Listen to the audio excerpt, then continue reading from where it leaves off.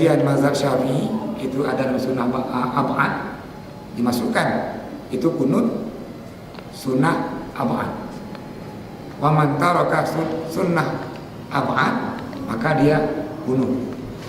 Namun yang masyhur, yang rajih dalam 3 mazhab tidak, enggak wajib.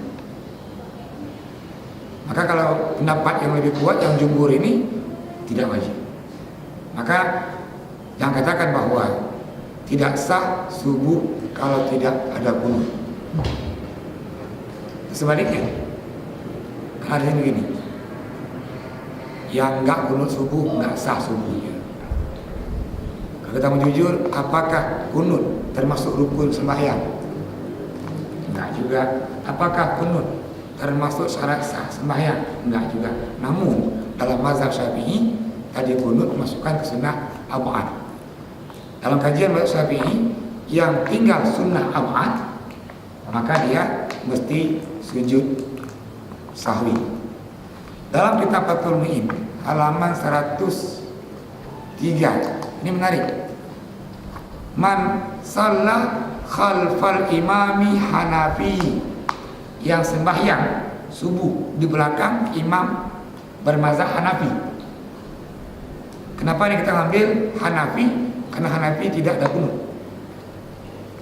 Kalau Hanafi nggak kunut, Hambali nggak kunut. Kalau Maliki kunut, namun kunutnya sebelum rukuk. Syafi'i sudah rukuk. Nah, gitu kan?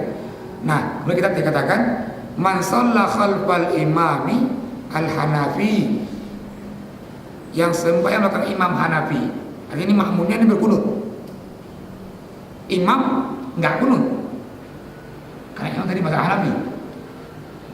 Maka ini makmum terus ikut imam. Setelah salam dengan imam, karena dia bermazhab Syafi'i yang ada kunut, dia sahwi. Dan kebalikannya, kalau imamnya bermazhab Syafi'i, makmumnya bermazhab Hanafi, artinya ini orang berkunut, imamnya, makmumnya enggak kunut. Nah, ketika imamnya kunut, makmumnya diam saja. Apakah dia makmum ini mengatakan bahwa batal jamaahnya karena ikut imam? Enggak semua gerakan imam harus diikuti. Jadi imam gatai ulai, apa yang ikut juga? Ikut kata kepala juga semuanya, semua makmum nih, ikut kepala semua. Enggak juga. Maka tadi ini, nah yang dia bermazhab ya tidak berkunut, imamnya berkunut. Ketika imamnya kunut, dia diam saja. Ini kan solusi kita. Yang jangan tadi yang berkunut menyalahkan enggak kunut. Oh, hana sah. Ya, dan hana sah nasuh, hana kunut. Sebaliknya, yang hana kunut mengatakan berarti kali beda, hana sah gitu. Dan seterusnya.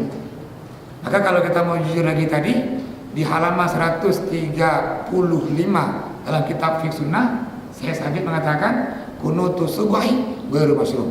Kunut subuh enggak disyariatkan.